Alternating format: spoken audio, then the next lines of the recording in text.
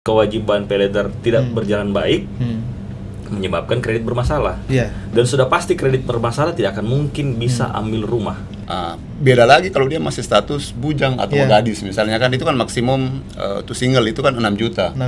Manfaatkan sampai akhir tahun ini dengan harga yang lama supaya bisa segera membeli rumah. Karena dipastikan 2024 akan naik.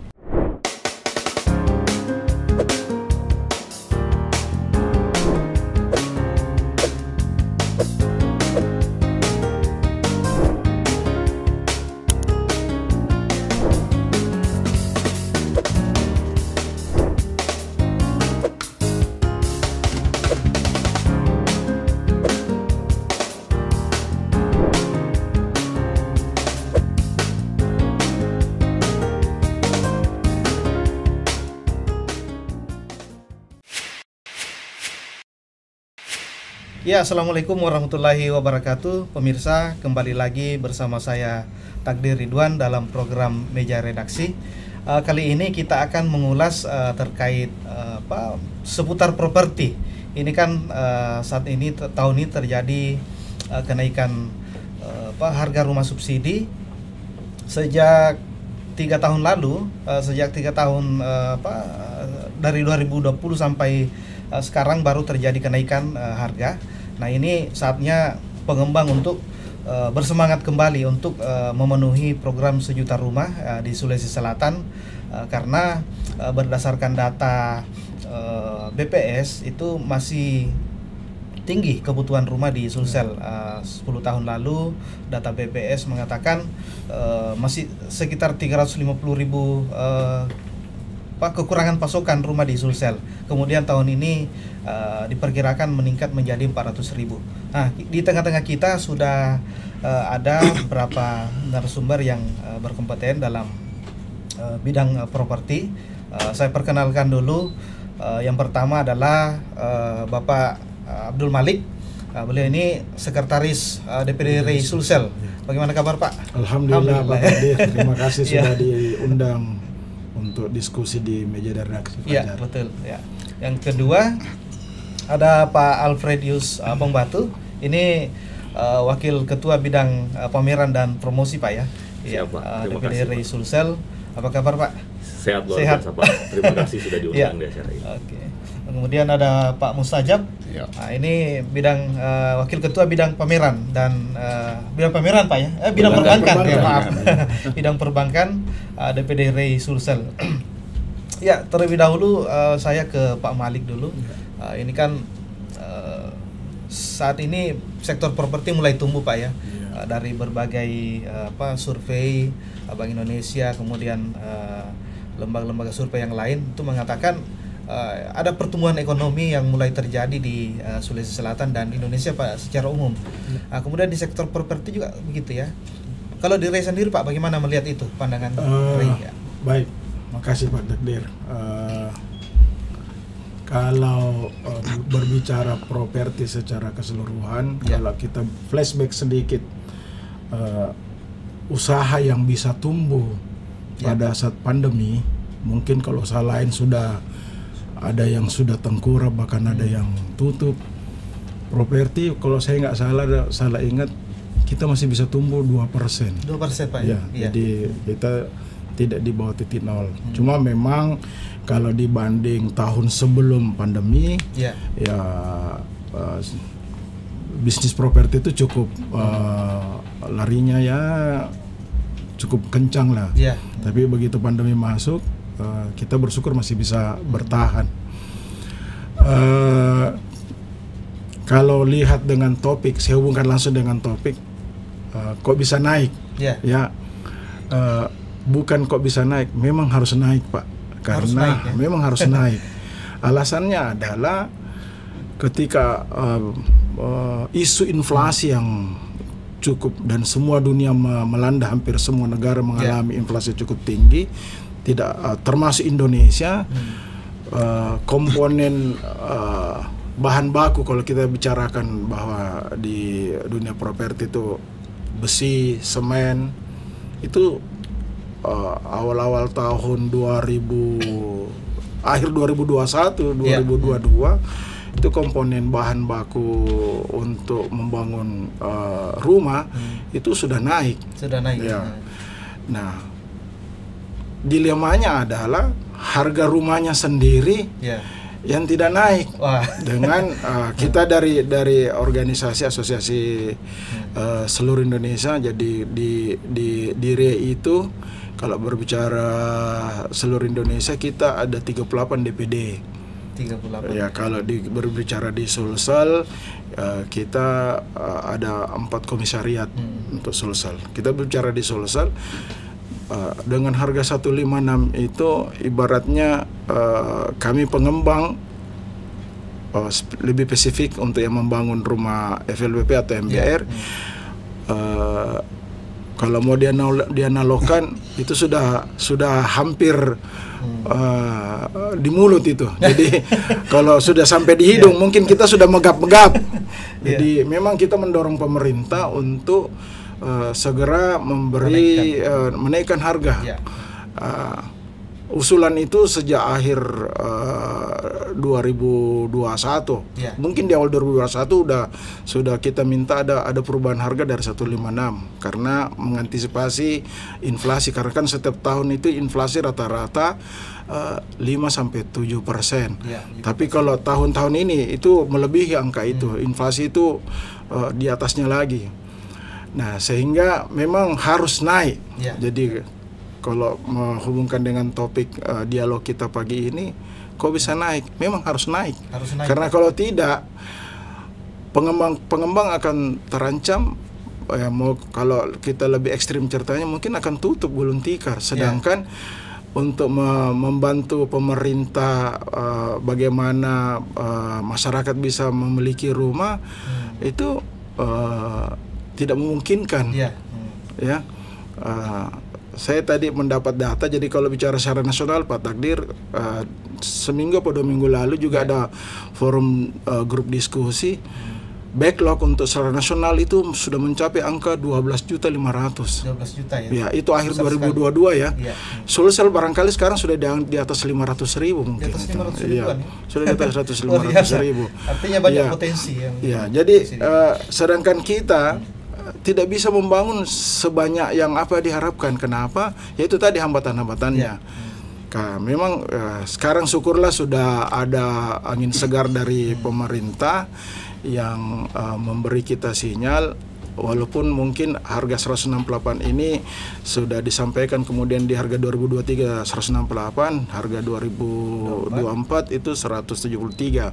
Cuma mungkin efektifnya akan berlaku mungkin Juli Pak, karena menunggu permennya.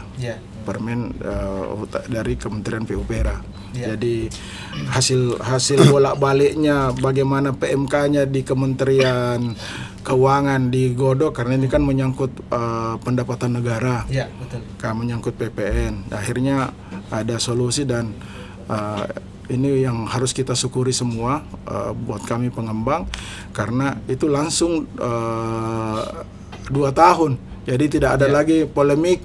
Tahun depan PMK akan dirubah lagi untuk menyesuaikan harga kenaikan untuk MBR. Jadi ada penyesuaian. Langsung ada penyesuaian. 2024 sudah ada PMK-nya lagi. Jadi kita 173 nanti 2024. Jadi pengembang ada gambaran Pak ya. Iya. Jadi kesempatan ini buat yang belum memiliki rumah bisa memanfaatkan tahun ini. Jangan menunggu tahun depan lagi. Tambah mahal. Nanti mahal lagi. Itu barangkali. Yang harga ini kan 156 naik ke 168. Apa itu sudah sesuai Pak dengan biaya produksi? Kalau mau dikonversi ke sana, barangkali belum sesuai dengan pencapaian, tapi patut disyukuri bahwa paling tidak membantu secara cash flow kita ada sedikit selisih margin, ada selisih keuntungan. Karena berbicara, kalau kita lebih spesifik bicara MBR, Pak Takdir, bahwa nanti rumahnya jadi, baru kita bisa KPR kan. Nah, mulai kita membeli lahan, membangun sampai rumah jadi, itu argonya jalan. Artinya argo kita dulu, Pak, ya argo kita jalan karena ada fasilitas yang kita pakai di perbankan. Setelah jadi, kita tidak tahu apakah bulan depan sudah ada pembelinya. Iya, betul. 2 bulan depan sudah ada pembelinya apa tidak. Karena MBR itu rata-rata di daerah penyangga ibu kota provinsi. Kalau Makassar ya kabupaten penyangganya Maros, Goa. Mungkin sedikit kesini lagi Pangkep atau Takalar. Nah kan itu semua yang menjadi bahan pertimbangan bahwa kenapa harus naik itu harga rumah itu. Itu barangkali Pak Takdir. Ya, oke. Saya ke Pak Alfred dulu mengenai promosi, Pak. Tadi kan sudah dijelaskan bagaimana pengembang membangun setelah pandemi ini kebutuhan rumah sangat banyak. Kemudian strategi promosinya seperti apa, Pak, dari Ray? Iya, Pak. Jadi kita setiap tahun itu memang gencar mengadakan promosi dan pameran. Promosi yang kita lakukan ya tentu saja melalui media massa, media sosial, media cetak, itu hal yang lumrah ya. Dan kita juga beberapa kali melakukan promosi langsung atau canvassing di instansi pemerintah, instansi swasta, dan perbankan. Jadi kita ada open table, kita ajak teman-teman di area pembangunannya, misalnya daerah Maros, developer Maros kita ajak, kita open table di satu instansi. Bahkan ada juga dulu pernah kita buat event itu di samping masjid di satu instansi. Jadi setelah Jumatan yang berbasis syariah memfasilitasi kita itu bikin open table di situ. Jadi setelah jamaah selesai Jumatan itu ada pembagian brosur. Bisa langsung lihat harga ya. Promo. Nah, di situ juga kita siapkan salesnya, dia langsung menjelaskan dan biasanya Sabtu dan Minggu itu untuk cek lokasi. Selain itu kita juga melaksanakan pameran biasanya 4-5 kali dalam setahun. Tujuannya untuk branding. Jadi seperti mobil, supaya masyarakat kenal jenis mobilnya, ini kita kenalkan juga produk perumahannya, lokasi perumahannya, fasilitas yang ditawarkan, keuntungan membeli saat pameran itu apa, seperti itu. Dan selama ini kita tentu saja kerjasama dengan Fajar dalam publikasinya. Artinya setiap pameran itu bukan targetnya langsung dapat pembeli ya, tapi bagaimana branding dulu. Betul. Jadi karena perumahan ini bukan barang murah dalam artian yang saat itu bisa dibeli dan dinikmatin. Ini nikmatnya jangka panjang. Jadi masyarakat itu punya sense untuk memilih berdasarkan rasanya kira-kira ini enak, ini nggak enak. Itu butuh waktu. Jenjang kalau kita analisa itu paling cepat itu 2 minggu. 2 minggu sejak kunjungan lokasi dia memutuskan untuk membeli lokasinya. Jadi itu untuk pameran kita tetap mengharapkan adanya closingan ya pada saat pameran, tapi lebih banyaknya sih kita membranding, kita punya produk pada saat itu. Makanya Ray memperbanyak pameran, Pak ya. Betul, Pak. Contoh juga ini bulan Agustus, ini bocoran, kita sedang menggarap untuk melakukan program pameran di kawasan industri Makassar. Di sana ada sekitar 200 ribuan karyawan dan di sana juga ada sekitar 220 perusahaan. Jadi kita harapkan dengan kita datang di sana di kantor Nikima, kita buat pameran dan bersama merayakan 17 Agustus itu bisa memberikan euforia masyarakat untuk menikmati perumahan di harga yang baru ini. Harga baru juga perlu kita breakdown bahwa harga ini jangan dianggap memberatkan. Karena kenaikan yang 60.000 cicilannya itu setara 1 kali ngopi. Hanya naik 60.000 ya? 60.000 Pak cicilannya. Hanya naik 60.000. Iya. Cicilan yang naik 60.000 ini kalau kita breakdown itu manfaatnya banyak sekali Pak sebenarnya buat masyarakat itu sendiri. Yang pertama pasti kualitas tetap terjaga. Kualitasnya yang penting. Iya, itu tetap terjaga dan bahkan ada spare untuk teman-teman berkompetisi untuk meningkatkan kualitasnya. Yang kedua jarak, karena ada penaikan harga kita memungkinkan untuk membeli lokasi yang jaraknya lebih dekat lagi ke kota. Ke kota ya? Ya, karena kan harga tanah juga pasti semakin dekat semakin naik. Betul. Seperti itu Pak. Ini juga apa namanya yang terkait pameran Pak ya, mungkin itu salah satu strategi yang jitu untuk ini. Betul, mendatangkan user, calon user Pak ya, untuk di 2003 ini. Betul, karena rata-rata Pak pameran yang kita laksanakan itu ada gimmick khusus yang hanya ada pada saat user itu ikut di pameran. Nah, jadi biasanya mereka udah ada namanya closingannya itu biasanya sih tanda jadi ya. Tanda jadi pada saat pameran ada special case, ada special reward, ada gimmick-gimmick khusus yang disiapkan oleh teman-teman itu Pak. Ini yang paling penting Pak ya, pengembang sudah membangun, kemudian jor-joran promosi, tapi sering terkendala di KPR-nya. Nah, betul itu Pak, sering terjadi. Ini banyak terjadi ya, banyak yang mengalami sudah ini masuk ke perbankan tapi gagal Pak ya. Bagaimana melihat itu Pak Mustajab untuk ini melakukan upaya untuk membantu user agar dipermudah mendapatkan KPR Pak? Ya, baik Pak Takdir. Jadi sebenarnya memang itu kadang yang jadi jadi barang diskusi ya, terkait dengan user begitu sudah suka dengan rumahnya, udah dibela-belain urus berkasnya dan seterusnya, tak tahu di bank rupanya tidak disetujui atau tidak approve lah, kan? Nah, kita lihat dulu ini kan penyebab sampai tidak di-approve atau tidak disetujui permohonan calon user ini kan sebenarnya bukan tanpa sebab sampai ditolak Pak. Boleh jadi mungkin terkendala mungkin karena slik ya, dulu kan istilahnya by checking Pak Takdir ya, mungkin karena sliknya ada bermasalah atau pendapatan yang tidak mencukupi, karena atau boleh jadi karena pendapatannya yang melebihi dari batas yang sudah ditetapkan oleh pemerintah. Karena kalau khusus untuk masyarakat berpenghasilan rendah, kalau kita bicara segmen subsidi Pak Takdir ya, ini kan pendapatan maksimum itu ada 8 juta untuk 8 juta, pasangan, apalagi banyak pemohon pasangan ya, pasangan, suami istri. Bukan kalau salah satunya. Bukan, jadi di joint income setelah dijumlah melebihi dari 8 juta itu nggak bisa. Nggak bisa ya. Beda lagi kalau dia masih status bujang atau gadis misalnya kan, itu kan maksimum to single itu kan 6 juta. 6 juta. Nah, terkadang di masyarakat ini kan kadang nggak tahu, ternyata penghasilannya setelah dijumlah ternyata tahu-tahu lebih dari 8 juta. Nah, itulah mungkin salah satu penyebab sampai tidak approve. Jadi bukan karena dari sisi perbankannya, memang karena dari sisi regulasi Pak.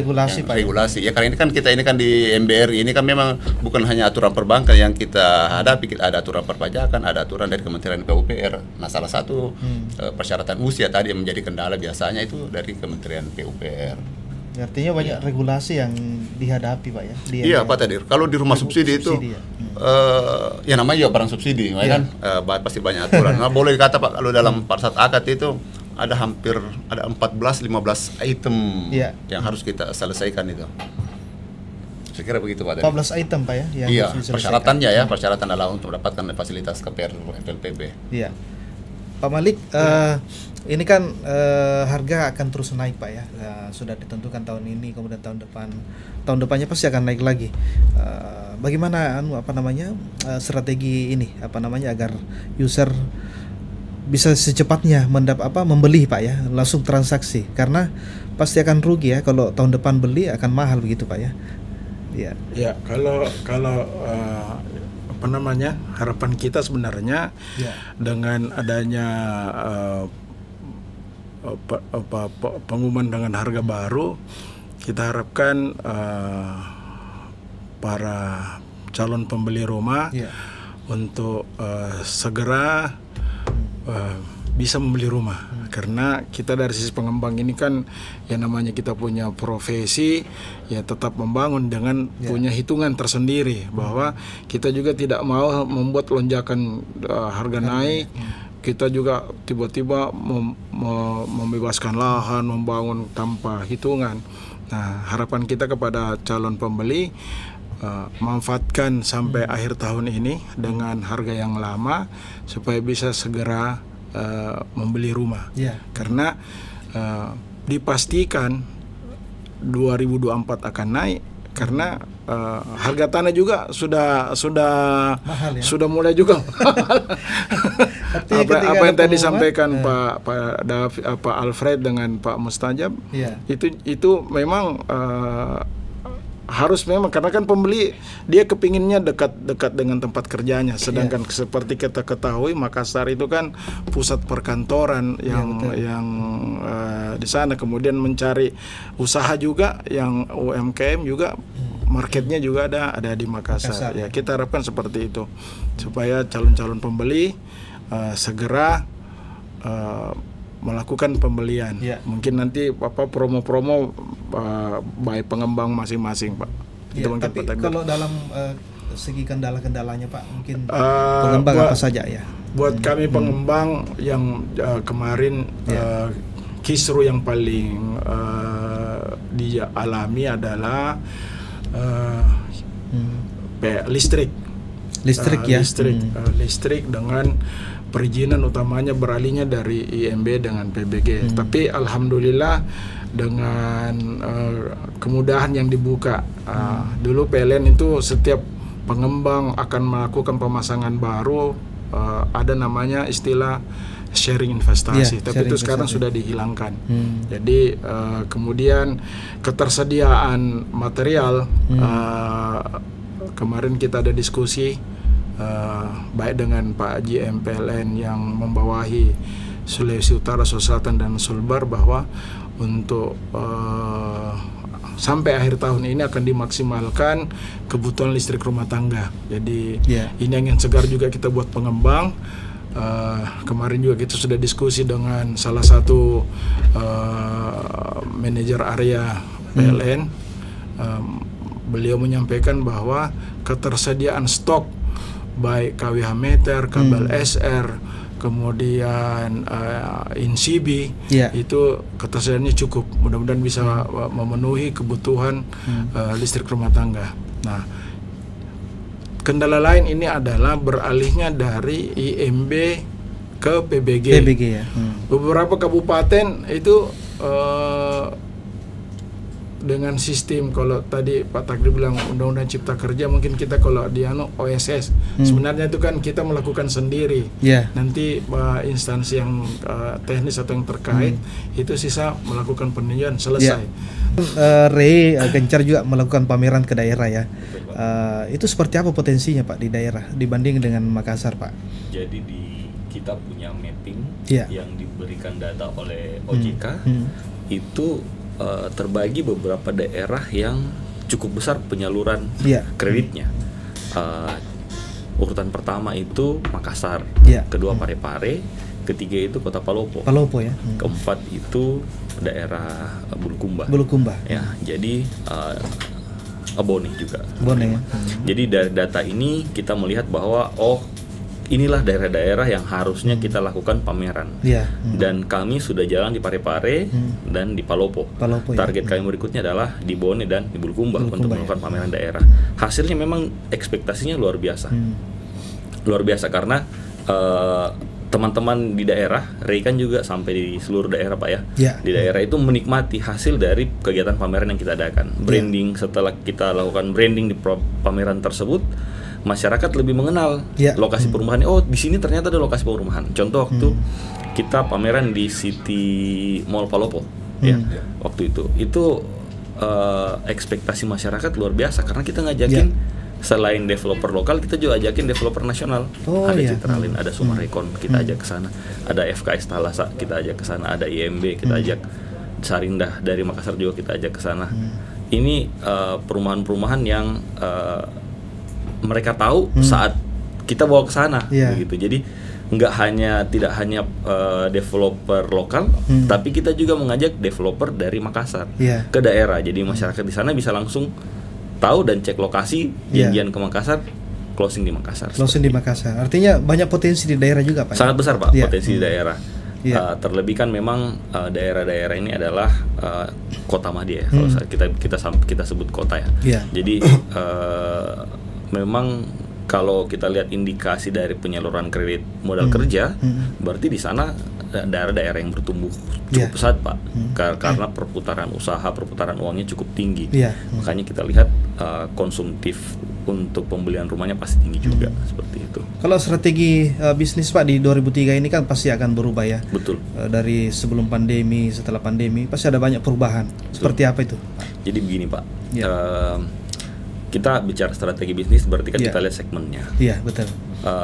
Kalau beberapa tahun yang lalu itu memang orang berbicara milenial itu nggak beli rumah.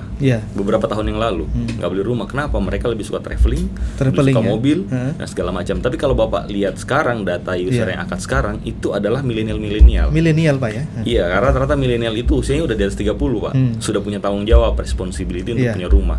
Jadi teman-teman ini pengembang ini harus punya kreatif idea untuk bisa menarik minat dari milenial ini untuk membeli rumahnya. Contoh misalnya mereka mempelajari copywriting yang bagus dalam pemasaran ya kan. Betul. Jadi penulisan iklannya, penulisan pamfletnya, flyernya juga itu udah milenial karena mereka menggunakan teknik operator yang bagus, yang tepat sasaran sesuai dengan segmen yang mereka mau garap. Kayak gitu Pak. Berarti strategi pemasaran sesuai dengan segmen pasarnya. Betul Pak, harus sesuai segmen dan harus setiap perusahaan itu sebaiknya sudah punya tim kreatif Pak. Meskipun versi kecil, tim kreatif yang mampu untuk menciptakan ide-ide pemasaran. Karena kalau kita masih menggunakan teknologi tradisional, segmennya kita udah mulai beralih nih dari generasi yang ini pindah ke milenial. Gitu. Artinya setiap generasi berubah strateginya Pak ya. Betul, berubah strategi pemasarannya. Pak Mustajab, ini kan sudah naik ya harga, mulai diterapkan bulan ini Juli ya. Juli sampai akhir tahun 168 Pak ya. Apakah kalau dari hitungan ini mungkin ada istilahnya dari Ray terkait hitungan-hitungan peluang-peluangnya itu, apakah 168 ini sangat memungkinkan untuk diakses oleh user atau apa, dianggap terlalu mahal atau seperti apa? Ya, baik Pak Takdir. Kalau terkait dengan harganya apakah sudah ideal atau mudah diakses oleh masyarakat? Sama dengan pendapat disampaikan tadi oleh Pak Malik, bahwa ini harga ini kan sebenarnya kan bukan lagi kok naik, memang harus naik. Jadi sejak tahun 2019, 20, 21, 22 praktis 4 tahun Pak 4 tahun ya. Baru kita mengalami perubahan harga. Nah, harga yang dari 156 ke 168 ini, kalau ini dikatakan tadi Pak Alfred, kita breakdown menjadi produk KPR selama kurun waktu 15 tahun itu kurang lebih 60.000. 60.000 hanya kenaikannya. Malah kalau dia ada 20 tahun mungkin lebih kecil lagi dari situ kan. Nah, kalau kita lihat dari selisih kenaikannya itu sebenarnya nyaris tidak berpengaruh Pak terhadap daya beli. Makanya kekhawatiran bahwa akan mempengaruhi daya beli dan lain-lain itu nyaris tidak jadi masalah Pak.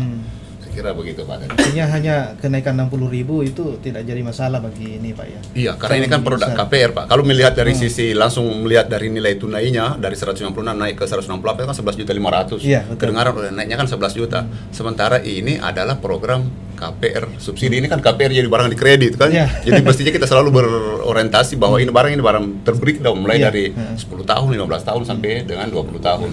Artinya orang beli properti itu tidak rugi ya karena nilai asetnya akan terus naik gitu. Iya, itu sudah mutlak itu Pak Takdir. Itu kan kalau anggaplah kita mulai tahun 2005 harga rumah itu kan untuk di rumah subsidi masih 45 juta. Naik di tahun 2006 naik jadi 54 juta. Terus di 2008 di 86 juta, naik 112 sampai hari ini. Nah, dalam kurun waktu kurang lebih 10 tahun, 2005 sampai 2015 sampai sekarang di 2023 kurang lebih 18 sampai 20 tahun ya. Itu kenaikan rumah itu kan boleh dikata 200%, lagi 100%. Nah, kalau kita mau breakdown ke nilai inflasi, kalau yang rata-rata di 5% per tahun kan nyaris investasi properti masih lebih tinggi daripada investasi daripada ini lagi inflasi. Nah, kalau dikatakan tadi terkait dengan apakah kita menguntungkan, ya saya bisa mengatakan ini pasti menguntungkan lah untuk membeli rumah, membeli rumah. Jadi kami himbau kepada masyarakat khususnya adik-adik milenial seperti yang disampaikan tadi Pak Alfred, yang segmennya sekarang semakin besar itu untuk segera memiliki rumah. Jadi pola pikir yang dulunya ke konsumtif, misalnya ke traveling, ke investasi, ke kendaraan atau kemana. Ya kalau sebaiknya ya sekarang dirubah properti, masuk ke properti, itu jauh lebih menguntungkan ya, karena asetnya akan terus naik. Ya, tidak pernah menurun. Iya, terakhir Pak Alfred, ini kan backlog 400.000 sampai 500.000 Pak Malik ya tadi ya, di Sulsel. Secara nasional sampai 12,5 juta ya. Ini kan sangat besar, banyak potensi pasar di situ. Sementara target dari tahun ini hanya 25.000 unit. Itu ini kan untuk mengejar target itu sangat lama Pak ya. Apakah memungkinkan misalnya target dinaikkan menjadi 30.000, menjadi 40.000 per tahun? Ya. Sebenarnya target kita awal tahun itu ya karena melihat kondisi harga. Jadi dengan adanya perubahan harga dan kita masih ada waktu 7 bulan. Jadi rumah-rumah yang selama ini belum kita bangun, ya mungkin kita bangun dan ada kemungkinan kita achieve target ya. Nggak usah muluk-muluk ya, dapat target aja udah bagus gitu kan, apalagi melebihi. Terus kita lihat juga backlog yang disampaikan tadi itu, kalau saya kemarin info dari PUPR sekitar 700.000 per tahun kenaikannya, 700.000 per tahun. Yang mereka salurkan itu cuma 300.000 Pak. 300.000 ya. Fasilitas FLPP itu cuma dapat 300.000. Berarti mereka sendiri mengetahui bahwa ada jenjang selisih 400.000. Jadi backlog ini nggak akan mungkin bisa jadi nol, nggak mungkin Pak. Yang bisa kita lakukan adalah kita meminimalisasi nilainya supaya semakin banyak rakyat yang sejahtera. Semakin banyak rakyat yang tinggal di rumahnya sendiri. Jangan tinggal di rumah mertua, rumah kos-kosan gitu kan. Apalagi dengan kenaikan harga, teman-teman punya fleksibilitas untuk lebih dekat lokasinya lagi ke pemerintah membangun program-program yang bisa memudahkan mobilitas. Contoh Sulsel ada teman bus ya. Kita harapkan jaringannya ini lebih luas lagi. Masyarakat bisa terbiasa menggunakan bis itu, jalan-jalan diperlebar, jadi aksesnya bisa lebih mobile dan lebih menjangkau ke kota penunjang yang disampaikan sama Pak Malik tadi itu ya. Pangkep, Maros, Takalar, Goa ini kalau semua bisa tercangkup oleh bis ini, otomatis kan area pengembangan kita bisa lebih luas. Area pengembangan lebih luas, kita bisa lebih meningkatkan target Pak. Seperti itu. Jadi artinya untuk mengejar target ini bukan hanya tugas developer ya, tapi ada Pak. Tugas pemerintah membangun infrastruktur, kemudahan perizinan dan mungkin penyediaan lahan Pak ya. Betul Pak. Sangat penting. Jadi sekarang juga pemerintah sudah mulai mentargetkan rumah murah Pak. Jadi mereka menciptakan program PUPR, menciptakan program rumah murah yang mereka biayain lahannya dan pembangunan rumahnya, konstruksinya seperti itu. Itu di luar subsidi. Saya ke Pak Malik. Ini kan dari perizinan yang terkait IMB ke PBG itu kan banyak terjadi kendala Pak di situ ya, selama ini ya, selama beberapa tahun terakhir. Kira-kira itu mempengaruhi target investasi tidak Pak di pengembang itu? Kalau berbicara itu pasti Pak. Karena hambatannya itu akan mengurangi laju kecepatan pembangunan Pak. Kita kan kalau berbicara tahapan pembangunan ya, kita membangun satu kawasan itu harus clear secara perizinan. Nah kalau perizinannya tidak clear, itu akan menghambat untuk kita melakukan karena ujungnya kan kita menjual ini. Ya, itu saya bilang, saya syukurlah sekarang perbankan memudahkan untuk melakukan akad kredit dengan mengeluarkan kebijakan bahwa yang penting instansi teknis itu bisa mengeluarkan bahwa surat keterangan dalam pengurusan PBG. Sebenarnya PBG dibuat itu untuk lebih memudahkan, memangkas birokrasi yang dulu kemarin ada di MB. Tapi memangkas Pak ya. Memangkas sebenarnya birokrasi yang ada di MB. Pak Mustajab, terakhir Pak. Ini kan banyak subsidi untuk perumahan. Mungkin selain LPP yang bisa digunakan oleh masyarakat, apa saja yang ini yang potensial gitu? Ya, baik Pak Takdir. Ini kalau terkait dengan KPR, ini kan sebenarnya kan kami pengembang, nafas kita itu kan di perbankan. Jadi apa yang disampaikan Pak Malik mulai dari perizinan, apa yang disampaikan Pak Alfred untuk bagaimana kita berpromosi, semua nanti muaranya ke pembiayaan. Ini barang ini kan pada umumnya itu kan melalui mekanisme KPR ya penjualannya. Nah KPR juga kan tidak hanya terkait dengan KPR rumah subsidi, termasuk juga di rumah di komersil. Nah kita di REI ini kan mungkin kira-kira 60-70% pengembang di FLPP ya. Sisanya itu 30-40% pengembang yang bermain di segmen komersil. Ya. Nah, sebagian juga bermain di komersil, bermain juga di FLPP. Nah, untuk kalau bicara mengenai kredit komersil ini kan beda dengan rumah subsidi.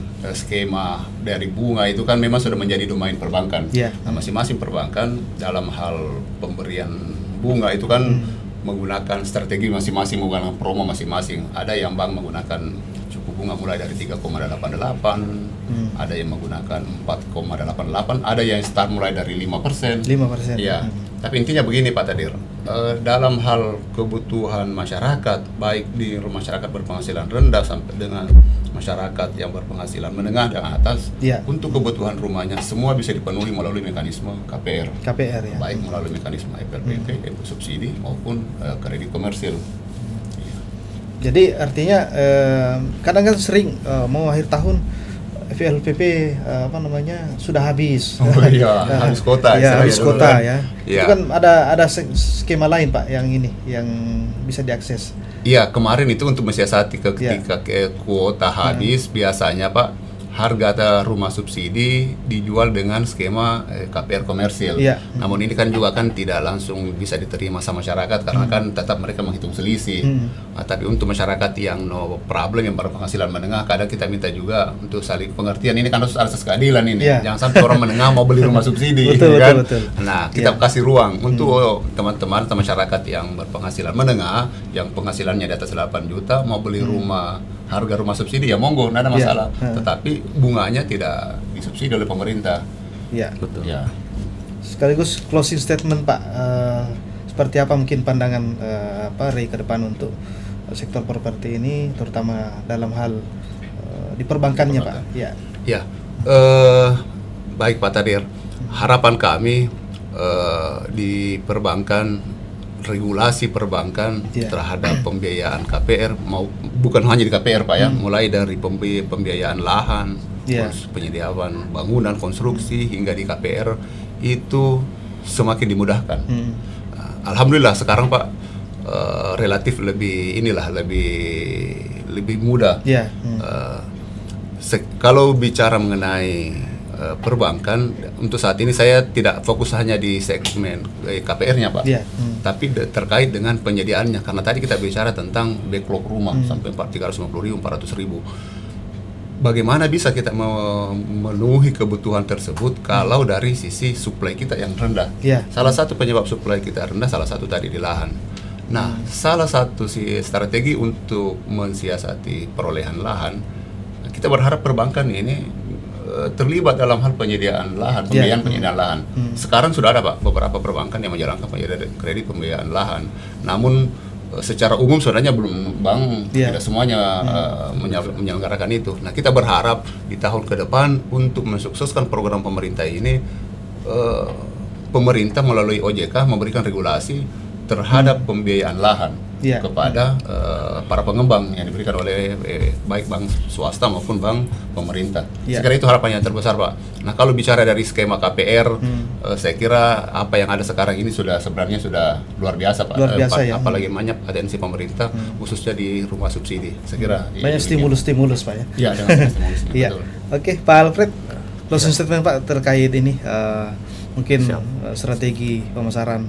Sebelum closing statement saya ada sedikit membagi sharing nih.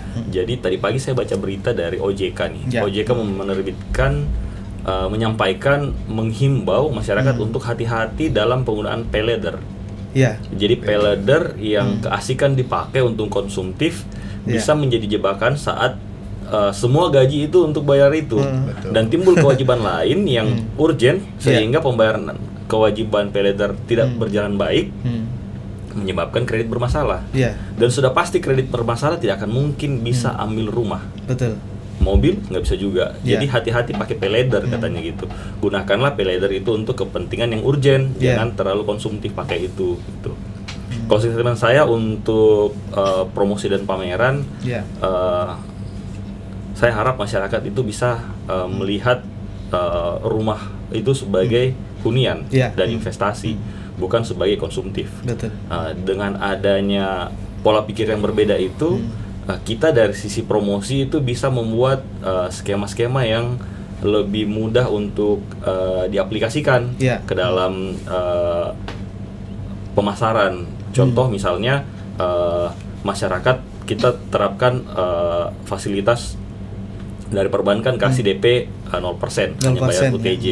Nah, karena memang pengen punya rumah, tidak ada tabungan, tapi karena skemanya ada, bisa langsung beli rumah bulan depan, tinggal mencicil saja. Langsung cicilan ya. Ada yang seperti itu. Jadi pola pikirnya aja dulu yang diubah, jangan harus kumpulkan uang berapa baru bisa punya rumah, gitu Pak. Jadi dengan kreativitas yang ada, dengan pasar yang ada, kita harapkan bisa combine sehingga pemilikan rumah bisa berjalan dan backlog yang kita target, capaian target tahunan bisa tercapai, gitu Pak. Iya, Pak Malik, mungkin banyak harapan-harapan Pak di sektor properti. Terima kasih Pak Takdir. Jadi harapan kami adalah supaya backlog ini bisa kita meminimalisasi. Mungkin pemerintah setempat kabupaten kota, khususnya kabupaten penyangga kita ini lebih mempermudah lagi dari sisi perizinan, utamanya dalam rangka penyediaan lahan. Karena banyaknya aturan yang sekarang keluar, termasuk daerah hijau, kemudian lahan sawah yang dilindungi. Mungkin kalau bisa utamanya pemerintah kabupaten memang mempersiapkan rancangan tata ruang kotanya. Jadi seperti apa sehingga nanti kalau pengembang ingin mengembangkan lahan di situ, itu clear bahwa memang lokasi itu memang diperuntukkan untuk perumahan. Jangan sampai kita sudah bebaskan, tiba-tiba ada aturan muncul, wah ini masuk lahan sawah yang dilindungi atau daerah hijau. Mungkin supaya ini karena ujung-ujungnya juga akan meningkatkan PAD. Kalau lahan yang dulunya lahan tidur, yang tanda kutip PBB-nya mungkin sekian ribu rupiah, kemudian menjadi kawasan perumahan, itu kalau bisa menjadi puluhan ribu atau bahkan ratusan ribu satu unit, berapa besar PAD yang diterima. Kemudian stakeholder yang terkait di dalam bidang properti juga bisa menyiapkan lebih dini bahwa kebutuhan rumah kita itu setiap tahun akan meningkat. Itu barangkali Pak Takdir. Ya, sangat menarik ya perbincangan kita hari ini terkait properti, karena membahas properti itu membahas masa depan ya, karena selain asetnya yang terus bertambah nilai asetnya, properti juga adalah menjadi simbol kemapanan dalam masyarakat, sehingga itu menjadi sebuah investasi yang sangat menguntungkan. Semoga sektor properti ini ke depan terus menyumbang dari sisi pertumbuhan ekonomi yang lebih besar lagi, agar masyarakat kita sejahtera dan negara kita juga memberikan berupa kelancaran pembangunan yang terus terjadi di negeri kita. Demikian program Meja Redaksi hari ini. Sampai jumpa di edisi berikutnya. Assalamualaikum warahmatullahi wabarakatuh. Waalaikumsalam.